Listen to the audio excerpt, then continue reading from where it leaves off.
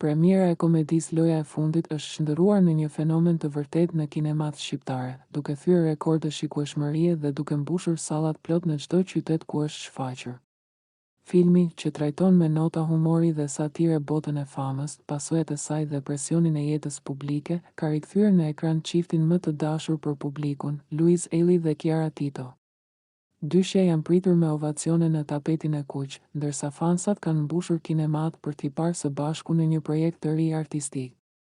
Në intervistat pas premierës, ata kanë rrëfyer sfidat gjatë xhirimeve, duke treguar se momentet kur u kërkoi bëni si të dashuruar shpesh ktheheshin në skena spontane. Pasi kimia mes tyre vinte krejt natyrshëm. Sipas producentëve, interesimi ka qenë aq i madh sa janë shtuar orare dhe seanca ekstra për të përballuar fluksin e publikut.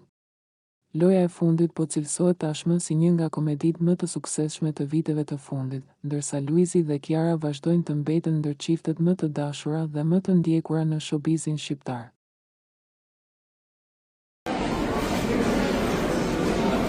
Erdhëm. Të pritja, data 12, ora 6, bashkë me që si tim aty pasis, ora 6, deri 7 pallë, po si ishit më në Ylli 2. Biletat i gjeni këtu, në tek në Cineplex, data 12 shkurt, Loja e fundit.